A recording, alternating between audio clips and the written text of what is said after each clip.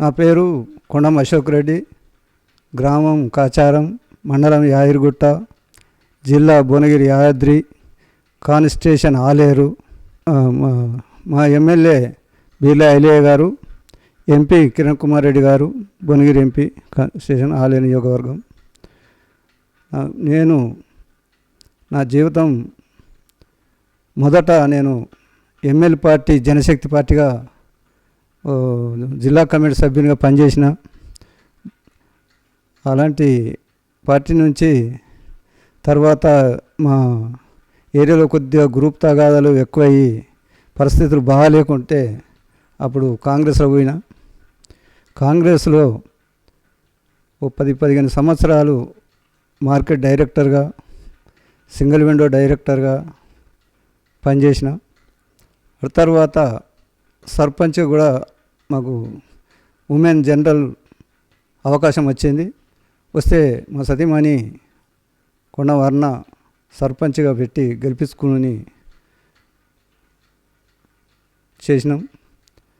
అయితే మా గ్రామం కాడికి వస్తే మేము మా తాతల నాడు చాలా పెద్ద భూస్వాములే ఉండే, ఒక 75 ఎకరాల భూమి ఉన్న వాళ్ళం. గతంలో ఈ పంపకాలు, దాన ధర్మాలు, ప్రజాసేవలు చేసుకుంటూ మేము ఇప్పుడు 6 ఎకరాల భూమి వరకు వచ్చినాం. నేను సర్పంచ్ అయ్యే వరకు 6 ఎకరాల భూమి, సర్పంచ్ అయినాక కూడా ఒక 1 ఎకరం భూమి అమ్మడం జరిగింది. గ్రామానికి అభివృద్ధి ఏం చేసినామంటే ప్రభుత్వ నిధులు చేసుకుంటూ ఈ విలేజ్లో ఒక మాతృ కార్యక్రమాన్ని చేపట్టినాం. బొడ్రాయి ప్రతిష్ట చేసినాం, చండే యాగాలు చేసినాం. దానికి ఒక 33 లక్షలు కూడా ఖర్చు అయింది. దాన్ని కొందరు దాతలను పట్టుకొని ఏదో మా పరపతితోటి, మా పేరుతోటి మా బంధువుల దగ్గర వేరే మా పరపతితోటి ఒక 33 లక్షలు ఖర్చు పెట్టి పండుగ చేయడం జరిగింది. తర్వాత ఒక 14 కిలోమీటర్లు చల్లూరు వాగుండే, ఎప్పుడూ మా ముత్తాతల నాడు చిన్న పాయలు ఎక్కువ ఉండేనట అని తెలిసింది. దాన్ని తెలుసుకొని 3 సర్పంచులను మోటివై చేసి 14 కిలోమీటర్లు ఒక 5 లక్షలు ఖర్చు పెట్టి వాటర్ సొంత డబ్బులు ఖర్చు పెట్టి వాటర్ తెచ్చి చెరువు నింపడం జరిగింది. అది కంటిన్యూగా నడుస్తూనే ఉంది. అది కాళేశ్వరం నీళ్ళు. కేసీఆర్ గారు కాళేశ్వరం కట్టి గంధమాల ప్రాజెక్టు, గంధమాల చెరువులకు వాటర్ వచ్చేటువంటి సందర్భంలో ఆ చెరువు నుంచి వాకు వస్తే వాగు నుండి మా ఊరి కూడా చెరువు నింపిన. గ్రామంలో కోతుల బిడద బాగుండే. నా యొక్క సొంత నీళ్ళతోటే ఒక 3 లక్షలు ఖర్చు పెట్టి ఆ కోతులు పట్టేయడం. జంతువులనంటే కుక్కల విషయంలో కూడా చాలా సీరియస్గానే తీసుకున్నాం. ఇక చాలా అభివృద్ధి. గ్రామ పంచాయతీలో ఫర్నిచర్ లేకుండే, 2-3 లక్షలు ఖర్చు పెట్టి ఫర్నిచర్ చేసినాం. ప్రభుత్వ నిధులతోటి ఒక ట్రాక్టర్ కొన్నా. మా ఒక పిల్లలనే ఒక డంపింగ్ గార్డు కట్టినాం, శ్మశాన వాటిక కట్టినాం, చెరువు మత్తడి కట్టినాం, సీసీ రోడ్లు పోసినాం. ఒక 30 సీఎం ఫండ్ కింద మాకు 25 లక్షలు వస్తాయి. 25 లక్షలు పెట్టి మొత్తం విలేజ్లో ఒక 70% డ్రైనేజ్ కూడా చేయడం జరిగింది. కాంగ్రెస్ పార్టీ నుంచి మేము పార్టీ మారడానికి కారణం ఏంటంటే కేసీఆర్ యొక్క అభివృద్ధి చూసే. ఎందుకంటే రైతు పట్ల చాలా, మేము రైతులం కాబట్టి గ్రామ అభివృద్ధిలో గతంలో పట్టించుకోనటువంటి ప్రభుత్వాలు చాలా చూసినాం. ఇంత ప్రతిష్టంగా గ్రామాలను పట్టించుకుంటుండు. రైతులను రైతు బంధు కానీ, రైతు బీమా కానీ, ఎన్నో సంక్షేమ పథకాలు రైతులకు అనుగుణంగా చేస్తుండు. కాబట్టి ఇన్ని డ్యాములు నేను మెయిన్గా మారడం ఏంటంటే కొండపోచమ్మ డ్యాము చూసినా, ఇవన్నీ చూసినాం. నేను మల్లన్న సాగరు డ్యామ్ కాడికి పోవాలని పోయినాం. ఆ రోజు కేసీఆర్ అంటే దేవుడు. ఈరోజు నేను ఈ పార్టీలోకి వస్తాను. ఎందుకంటే మాకు ఒక 43 కిలోమీటర్ల దూరంలో ప్రాజెక్టు, ఇంత పెద్ద డ్యామును ఇంతమంది రైతులను మోటివై చేసి ఇంత తొందరలో ఇంత చేసిండంటే ఈయన ఒక దేవుడు. ఈయన నాయకత్వాన్ని పనిచేయాలని ఎంబడి గుంగిడి సునీత మహేందర్ రెడ్డి దగ్గర పోయి నాకు బాగా నచ్చింది, నేను మీ పార్టీలోకి రావాలనుకుంటున్నా అని చెప్పి పార్టీలో జాయిన్ అయినా. ఓడిపోవడానికి కారణం అంటే జనంలో కొద్దిగా బీసీ సెంటిమెంట్ వచ్చింది. ప్రజల్లో ఏమొచ్చిందంటే ఒకసారి బీసీ కావాలనేది ఒకటి పనిచేసింది. కొద్దిగా బీర్లైలే అనే వ్యక్తి ఒక 5 సంవత్సరాలు కొద్దిగా ప్రజల్లో బాగా తిరిగిండు. ఏది కరోనా టైంలో కానీ ఏ టైంలో అయినా కూడా ఆపతంటే సంపతంటే జర ఎక్కువ తిరిగిండు. సరే ఒకసారి బీసీ క్యాండిడేటు బాగా కష్టపడుతుండే అన్న ఉద్దేశం మీద జనాలు కొద్దిగా ఆ సైడ్ చేయడం జరిగింది. అది తప్పు, చాలా తప్పు. ఎమ్మెల్యేలు అనేటోళ్ళు చాలా జీరో ఉన్నారు. వాళ్ళు పాపం అలాంటివి ఏం లేవు. ప్రజల్లో కూడా టీఆర్ఎస్ పార్టీ అంటే అభిమానం ఉన్నది. కాన్స్టిట్యూషన్లో గొంగిడి సునీత మహేందర్ రెడ్డి అంటే బాగానే అభిమానం ఉన్నది.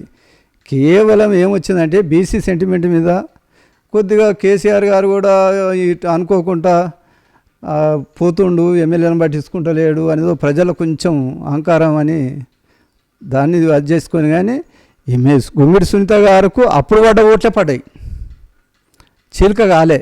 ఒక 10,000 ఓట్లు తక్కువ పడ్డాయి అంతే. గతంలో 30,000 ఓట్లతో గెలిచినప్పుడు 80,000 ఓట్లు పడ్డాయి, మొన్న 72,000 ఓట్లు పడ్డాయి. ఇక రాష్ట్రంలో అంతే. కొన్ని ఇప్పుడున్న సీఎం గారు ఒక 10 సంవత్సరాలు కాంగ్రెస్ పార్టీ అనేది లేదు. ఇప్పుడున్న సీఎం ఏం చేసిండు, అన్నీ అక్కరాని సంక్షేమ పథకాలు. ఆయన 2,000 ఇస్తే నేను 4,000 ఇస్తా, నేను 2 లక్షల రుణమాఫీ చేస్తాం, ఇది చేస్తాం, అది చేస్తాం అని అన్నీ లేనిపోని ఎక్కువ మాటలతోటి ప్రజలు కొంచెం ఆశలపడి కూడా అట్లా కూడా ఒక 10% ఆశలతోటి కూడా అట్లా పోయినాయి. కొంత క్యాండిడేట్ వ్యక్తిగతంగా కూడా ప్రజల్లో తిరిగిండి అనేది ఒక 10%, ఒక 20% ఓడిపోవడానికి కారణం అదే. వాళ్ళ అక్రమాలని మీరు అడిగారు కదా, పాపం వాళ్ళకి అలాంటి అక్రమాలు లేవు. భూ కబ్జాలు, భూదందాలు అంటే ఇప్పుడు మాకున్న ఎమ్మెల్యే ఆయన ఒక మామూలు సర్పంచ్ నా లెక్క, నా అంత కుటుంబీకుడే. ఇప్పుడున్న బీర్లైలే నేను ఉన్న స్థాయికి అంతే తక్కువడే. అంటే నేను ఒక 5-6 ఎకరాలోని కదా, ఆయన 3 ఎకరాలోడే. ఆయన భూ కబ్జాలు బాగా చేసిండు, భూదందాలు బాగా చేసిండు, దాంతో డెవలప్ అయ్యిండు, కొంత ఖర్చు పెట్టిండు. అది కానీ పాపం వీళ్ళంతా ఏం లేదు. ఇప్పుడు కూడా 0 పాయింట్లు ఉన్నా నాకు తెలిసి. ఇప్పుడు కూడా వాళ్ళ ఆస్తులు వాళ్ళ అప్పులు సరిపోవు. ఈ మహేందర్ రెడ్డి అనేట ఆయనకు కొద్దిగా రాజకీయ కక్షలు ఉన్నాయి అందరితోటి. మేము ఎమ్మెల్యే పార్టీ ఉన్ననాడు కూడా ఏమన్నా తమ్మి అన్నట్టుగా పలకరింపులు మర్యాదలు ఉండేది. వాళ్ళు ఏమైనా కార్యక్రమాలు చేసినా మమ్మల్ని కలుపుకునేది, మేమేమైనా కార్యక్రమాలు చేసినా వచ్చి కలిసేది, అట్లుండేది. కానీ అదేం లేదు. 6 గ్యారంటీలు అనడమే తప్పు. అది ఎవరిని కూడా సాధ్యపడది, సాధ్యం కాదు నా అభిప్రాయం. అయితే ఏం కాలే, నా విలేజ్లోనే 30% కాలే రైతు రుణమాఫీ, ఇంకా 7% ఉన్నది. ఉచిత బస్సు అనేది అది ఏ ఆలోచన మీద కానీ సామాన్యునికి ఉపయోగపడేది అయితే కాదు నా అభిప్రాయం. అది ఏమున్నా ఒక సపోజ్ నేను కలెక్టర్ ఆఫీస్లో 65 మంది లేడీసు, వాళ్ళకి ఎవరికి కూడా 60,000 లోపు జీతం లేదట, వాళ్ళకు ఉపయోగపడుతుందని చెప్పిండ్రు వాళ్ళే. ఒక కలెక్టర్ ఆఫీసులే, మా భువనగిరి కలెక్టర్ ఆఫీసులనే 60 మంది ఎంప్లాయీ రోజు హైదరాబాద్ పోయి వస్తుండ్రు. ఈ మా మండల్లో దాదాపు 30-40 మంది టీచర్స్ ఉన్నారు, వాళ్ళు రోజు హైదరాబాద్, వాళ్ళకే ఉపయోగపడుతుంది. కానీ మామూలు సామాన్యుని భార్య కానీ కూలిని భార్య కానీ ఎందుకు పోతుంది సార్? మాకు ఏడికి పోతుంది? ఎన్నడో 6 నెలలకో అవగారింటికో ఏదైనా ఆపద వస్తే పోతుంది. దాని సామాన్యునికి ఎలాంటి ఉపయోగం లేదు. అది వేస్ట్ స్కీమ్ అనేది నా అభిప్రాయం. అంటే నేను చెప్పిన కదా సార్ ముందే, కేసీఆర్ గారు చేసిన కష్టపడి తెలంగాణ తెచ్చిండు. తెలంగాణలో ఆయన త్యాగం ఎంత అనేది అర్థమైంది. అట్లా అర్థం చేసుకొని కూడా మేము కొంత సానుభూతి కాంగ్రెస్ పార్టీ నుండి కూడా అట్లా సానుభూతిగానే సపోర్ట్ చేసేది. కాంగ్రెస్ పార్టీ నుండి కూడా తెలంగాణ కోసం గట్టి సపోర్ట్ చేసిన వాళ్ళే మేము. అయితే తర్వాత ఎప్పుడైతే మల్లన్న సాగర్ డ్యామ్ చూసినో వ్యక్తిగతంగా నేను తెల్లారి నిర్ణయం తీసుకున్నా. ఇంత ప్రాజెక్టు ఇంత అది అంటే ఈయన దేవుడు, రైతాంగానికి మనకు అవసరం. ఉన్న రోజులు నేను ఎన్నికల ప్రచారంలో కూడా ఇంకా 2 సార్లు ఎందుకు అనేది కొందరు అంటే కూడా 30 సార్లు కానీ తప్పే ఉంది, మంచోడు ఇంకా 30 సార్లు చేసుకున్నా మనకు నష్టం లేదు. ఒక 10 సంవత్సరాలలోనే ఇంత డెవలప్ చేసిండు అంటే అప్పు పని చేసినప్పుడు అప్పు అవుతుంది. ఇప్పుడు ఒక మామూలుగా ఇల్లు కట్టుకోదనుకున్నాం సార్, ఒకేసారి 50 లక్షలు సంపాదించితే ఇల్లు కట్టలేం కదా. ఓ 5-10 లక్షలు మన దగ్గర ఉంటే ఇల్లు స్టార్ట్ చేస్తాం, ఇంకో 5-10 లక్షలు అప్పు చేస్తాం, 10 సంవత్సరాల వరకు తెప్పుకుంటాం. తెప్పుకున్నది ఆలోచన. ఆయన పరిస్థితి కూడా గదే, స్టేట్ డెవలప్ చేయాలంటే అప్పు చేయవలసి వచ్చింది, తప్పది. అంటే నాకు ఎక్కువ అవకాశం ఛాన్స్ ఉంటే ఒకసారి నా ఆలోచన ఒక మండల నాయకునిగా జెడ్పీటీసీ చేస్తే బాగుండనేది ఉన్నది. ఎందుకంటే అన్ని గ్రామాలలో నాకు కొద్దిగా సంబంధాలు ఉన్నాయి. ఎందుకంటే గతంలో ఉన్న జనశక్తి పార్టీ నుంచి కూడా అన్ని గ్రామంలో అశోక్ రెడ్డి అంటే మంచోడు, పర్వాలేదు, పలకరింపు మంచిగా ఉన్నది, ఆయనకు చెడ్డ అలవాట్లు లేవు అనేది కొంత నాది నేను పడుకునేది కాదు, కానీ కొంచెం ఎంక్వైరీ చేస్తే కూడా తెలుస్తుంది, అది ఉంటుంది. కాబట్టి జెడ్పీటీసీకే ఎక్కువ అవకాశాలు, కానీ మళ్ళీ ఈ బీఆర్ఎస్ పార్టీ పెద్దదైపోయింది, అలా మనకు కూడా ఛాన్స్ ఇవ్వాలి, ఒకవేళ ఇస్తే మాత్రం చేయాలి అనేది ఉన్నది. ఇంకా నాకంటే పెద్దలు చాలామంది ఉన్నారు, సీనియర్లు ఉన్నారు. కాకపోతే సర్పంచ్ మాత్రం మళ్ళా ఛాన్స్ ఉంటే చేయాలని అందరు కోరుకుంటారు. నేను కూడా సపరేట్ కూకుంటే, ఎందుకంటే 62 సంవత్సరాలకు వచ్చినా ఆరోగ్యం కూడా సహకరించలేదంటే ఒక్కసారి ఛాన్స్ ఉంటే చూడు అని విలేజ్లో ఉన్న మేధావులు కానీ, కొంచెం పెద్ద మనుషులు కానీ, పిల్లలు యూత్ పోరగాలు కూడా ఒక 10 మంది మన అంటే పోయిన ముందు సంవత్సరమే సర్పంచ్ అంటే సార్ అనుకున్నాం. గతంలో మాకు బుద్ధి వచ్చేసింది, ఊళ్ళో సర్పంచ్ అంటే ఇక భువనగిరి నుంచి వచ్చేది, ఇక గూడెం నుంచి వచ్చేది. ఇక నువ్వు ఉంటే పొద్దున్న లేస్తే మాకు అవ్వపడుతున్నావు, ఇప్పుడు సర్పంచ్ లెక్క అనిపిస్తున్నావు, మాకు వచ్చేది మల్లపిల్లిలో మాకు ఓటు వస్తుంది, మా ఓటు కోసం నువ్వు లేవాడాలా అని అప్పుడు అన్నారు, ఇప్పుడు కూడా అడుగుతున్నారు. ఇప్పుడు మళ్ళీ గెలిస్తే చాలా ఉన్నాయి సార్. నేను చెరువును మొత్తం మీద ఒక వాతావరణం తెచ్చిన, వాటర్ వచ్చే ప్రొవిజన్ చేసిన, మత్తడి కట్టించిన, చెరువు చుట్టూ మొత్తం కట్ట లెక్క తయారు చేసి కొన్ని చెట్లు పెట్టి, ఖర్జూర చెట్లు అవన్నీ పెట్టి 2 పడవలు తెచ్చి మా విలేజ్ ఈ టూరిజం లెక్క మా చెరువు విలేజ్కి అందుబాటులో ఉన్నది, యాయరుగుట్టకు అందుబాటులో ఉన్నది, దాన్ని ఒక టూరిజం పరిస్థితి తేవాలన్న నా ఆకాంక్ష. ఇక అంతే. నేను గతంలో సర్పంచ్ పోటీ చేసిన నాడు కూడా నేను ఒకటే చెప్పిన, ఆనాడు పోటీ చేసిన నాడు నేను కాంగ్రెస్ పార్టీ, ఇక్కడ టీఆర్ఎస్ పార్టీ ప్రభుత్వం ఉన్నది, ఎమ్మెల్యే టీఆర్ఎస్ ఉన్నది. ఉన్న టైంలో నేను ఏం చెప్పినా కదా అంటే, ఈ ఊరికి ఏదో నేను బంగారు గోడలు పెడతా అంటలేను, నేను పెట్టను, అది సాధ్యమైన పని చేస్తా. కానీ ఏ రోజైనా కూడా ఈ ఊరికి కావాలోనిగా నేనే కావాలి కుక్క లెక్కుంటా, ఏ 5 నిమిషాలు కూడా మీకు అందుబాటులో ప్రతి ఒక్కరికి ఉంటా అని మాట ఇచ్చిన. కాకపోతే ఎంక్వైరీ చేయండి, మా ఊళ్ళో నేను మా సతీమణి సర్పంచ్ అయినాక ఒక 50 మంది చచ్చిపోవచ్చు.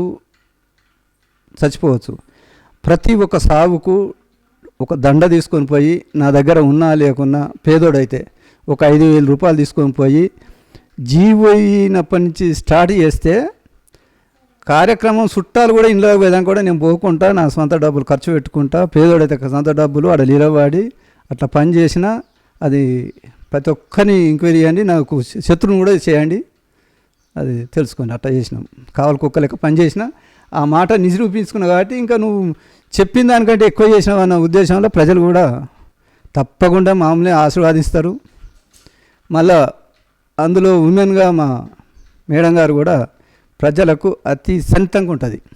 ఇప్పుడు ఒక చెరువును టూరిజం చేస్తా, ఏదో కొద్ది గొప్ప మిగిలిపోయినాయి కూడా పూర్తి పనులు చేస్తా అని చేస్తాడు అనే నమ్మకం కూడా 70% ప్రజానికానికి ఉన్నది. ఎట్లా అంటే నా మీద నిలబడే క్యాండిడేట్లను బట్టి కూడా చెప్పవలసి వస్తుంది. నేను చేసిన అభివృద్ధిని గతంలో కూడా నేను కాంగ్రెస్ ప్రభుత్వానికి అపోజిషన్లోనే గెలిచిన, అప్పుడున్న ప్రభుత్వానికి గెలిచిన. 1100 ఓట్లలో 200 ఓట్ల మేరతో గెలిచిన. నేను గతంలో కావలి కుక్క లెక్కుంటా అని ఉంటే నేనేమన్నా తప్పు చేసినట్టయితే నన్ను గుర్తించకండి. నేను అన్నమాట మీద ఉన్ననా లేనా తెలుసుకునే ఓటేయండి.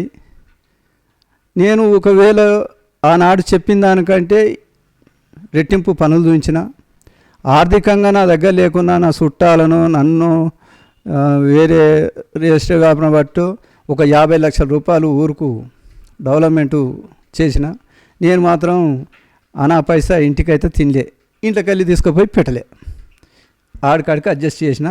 ఈలాగానే మళ్ళీ ఈ గ్రామాన్ని సస్యశ్యామలం చేస్తా అని చెప్పుకుంటూ తిరుగుతా. అంతేకాని నేనేదో మందు పెడతా డబ్బులు ఇస్తా అని మాత్రం తిరగా. డబ్బులు ఇచ్చి మందు పోసి మాత్రం నాకు సర్పంచ్ అవసరం లేదు.